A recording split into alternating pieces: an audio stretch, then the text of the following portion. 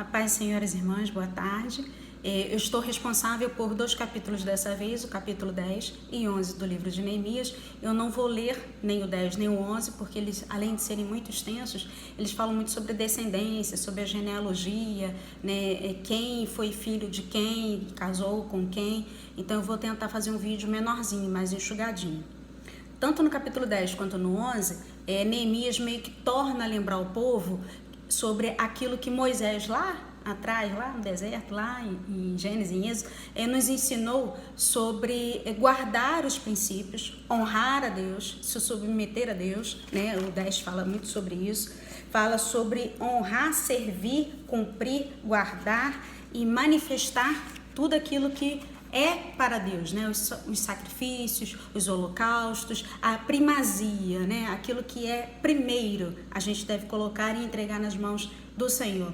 A Bíblia nos ensina, em Mateus 6, que a gente deve buscar primeiro o reino de Deus e todas as outras coisas nos serão acrescentadas. Muitas das vezes, principalmente nos dias de hoje, a gente já não consegue muito fazer isso. Às vezes a gente tem que acordar muito cedo para poder tomar um bom café, preparar os filhos para a escola, partir para o trabalho, para aquelas que trabalham, ou para as tarefas de casa, aquelas que estão em casa, guardando, se cuidando, ajudando. Então, assim, a Bíblia fica um pouquinho para depois, ou muitas das vezes bem para depois, à noite, quando já está todo mundo dormindo. E eu também me pego nisso. Muitas das vezes eu também faço isso.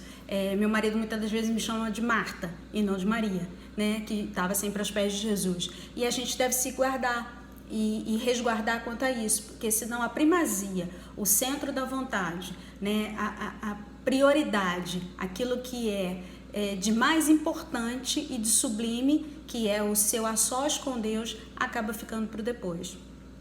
Também no livro de Neemias, no capítulo 10, Neemias explica para o povo e fala para o povo assim: olha, a gente deve, além disso, ter em mente, lá atrás, conforme foi dado a Deus através da vida de Moisés, né, as leis, que vocês que são pais devem ter cuidado com os seus filhos, com as suas filhas, e não permitir que nem ele nem ela se apaixonem, né? se tornem amigos e depois mais do que amigos, né?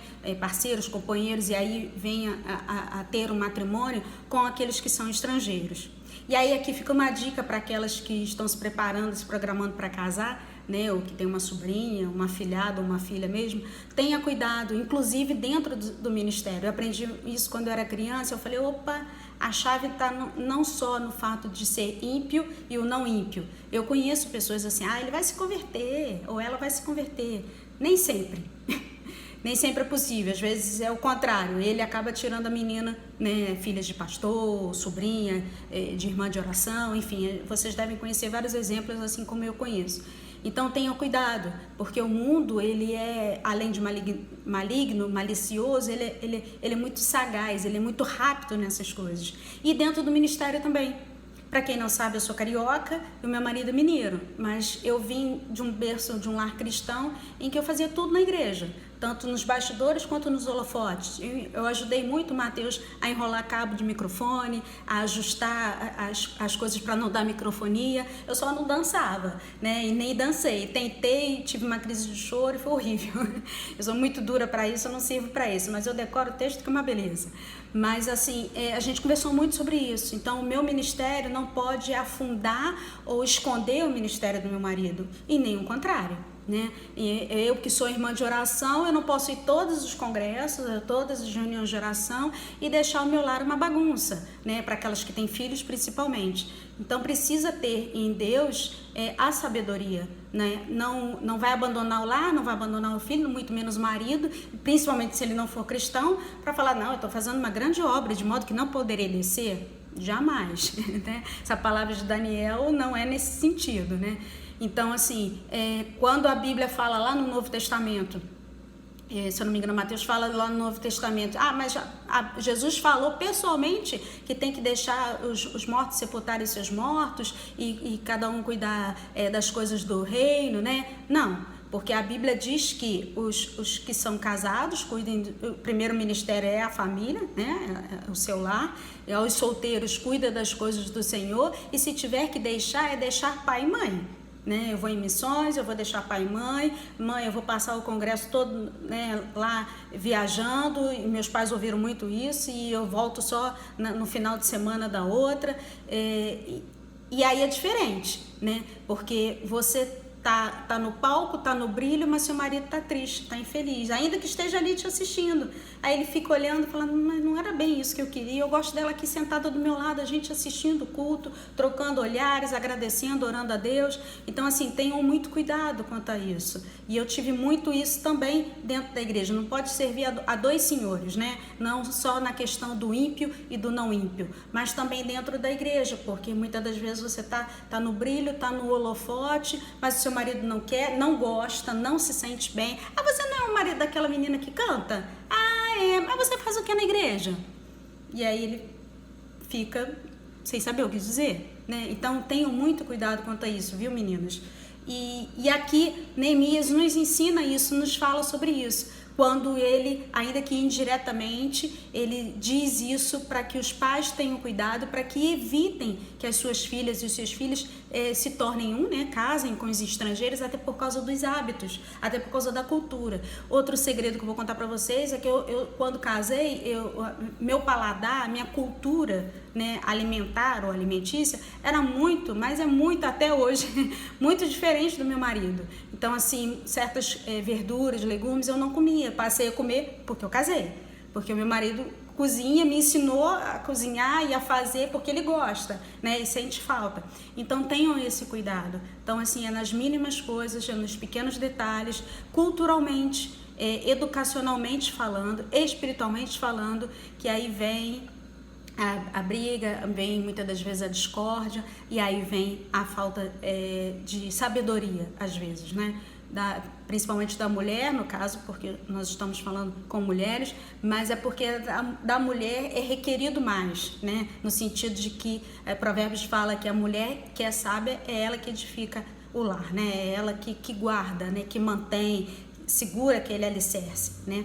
E continuando, no 11, quando Neemias termina de falar isso, ele separa as pessoas, e aí lá no finalzinho, depois daquela genealogia, descendência toda, ele delega as funções, e Neemias, a Bíblia diz assim, Neemias separou Esdras, o sacerdote, filho de Arão, que estava sempre junto com os levitas, para ficar responsável pelas ofertas, dízimos e primícias. Olha aí as primícias de novo. Né? Ou seja, Neemias delegou alguém para ficar responsável pelas funções. É como um chefe numa empresa, que ele delega a supervisora ou supervisor, e aí tem o gerente na rede bancária, tem aquele que é responsável pela tesouraria, pela administração, pela contabilidade de uma empresa, do setor de RH, e a gente vê isso também na igreja, né? Quando tem os pastores, tem os presbíteros, tem os diáconos, tem o corpo de obreiros, tem a equipe do zelador, tem a equipe da limpeza, tem a equipe de teatro, né? Tem a equipe de dança. Então, assim, nós somos todos um único corpo, nós somos o corpo de Cristo, mas tem um que ouve mais, que está sempre pronto para ouvir. Tem outro que só observa e fala, opa, aquilo ali tá errado, aquilo ali tá esquisito, vou mandar um conselheiro ali, porque aquele casalzinho ali não tá dando certo, né? Pode vir a dar problema no futuro. Então, sempre no corpo de Cristo, sempre tem essa diferença, essa distinção. E também não significa que por você fazer parte de um determinado departamento, que você não vai poder ajudar em outro departamento. Não, isso aqui não é já não comigo. Não, nem vi, nem reparei. Não é isso. Porque você acaba sendo até omisso, né, ou omissa. Então, saiba delegar funções, se lhe couber essa responsabilidade, saiba obedecer ao ser delegada aquela função, né, em atender, prontamente atender. Não, irmão, pode deixar que eu vou fazer. Não garanto que vai sair perfeito não, viu? Porque perfeito só meu Pai Celestial, mas vai sair certinho, eu vou tentar ser mais enxugadinho, eu vou tentar fazer isso aqui de forma mais rápida, mais sucinta. Então entenda que, tanto no livro de Neemias, capítulo 10 e 11, que é praticamente um dando continuidade do outro, você pode e deve sim saber delegar as funções, não misturar as coisas, trazer as coisas do mundo para dentro de casa, o comportamento, né, da mulher empoderada, da mulher que faz, acontece. Não, até pode, mas dentro da sabedoria de Deus, sempre dentro da direção, da comunhão com a família, com o esposo, e dentro daquilo que Deus te direcionar a fazer, faça, mas antes peça a confirmação, né? Porque de nada vale ministério nenhum, palco nenhum, holofote, CD, DVD, congresso, se a sua família estiver destruída. Se a sua família não for exemplo, né? E pastor Josias, já em memória, falou isso no nosso casamento e tem isso gravado, registrado, não somente no coração, mas no DVD mesmo, né? Para que a gente, ainda que não possa estar à frente, não possa ter esse destaque, essa função, uau, eu sou, eu aconteço, eu faço, mas as minhas palavras, as minhas atitudes, o meu silêncio é exemplo. É isso. Eu queria deixar isso nessa tarde com as irmãs.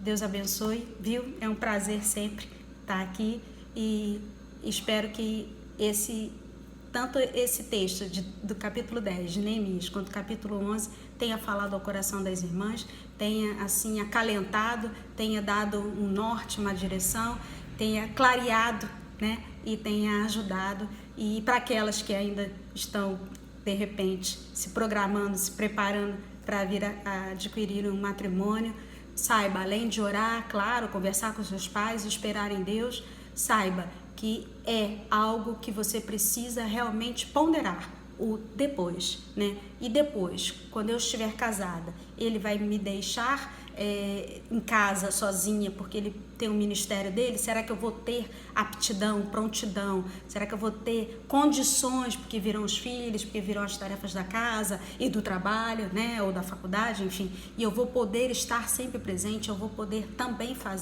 estar ali sendo o braço direito, né? Se eu casar com um pastor, como que vai ser? Um seminarista, como que vai ser? Às vezes ele não é, mas pode vir a se tornar um líder, um preletor, né? Um evangelista, um missionário. Quão difícil é, mas quão maravilhoso é quando fazemos diante de Deus, na presença de Deus. Deus abençoe, viu? Deus abençoe muito vocês.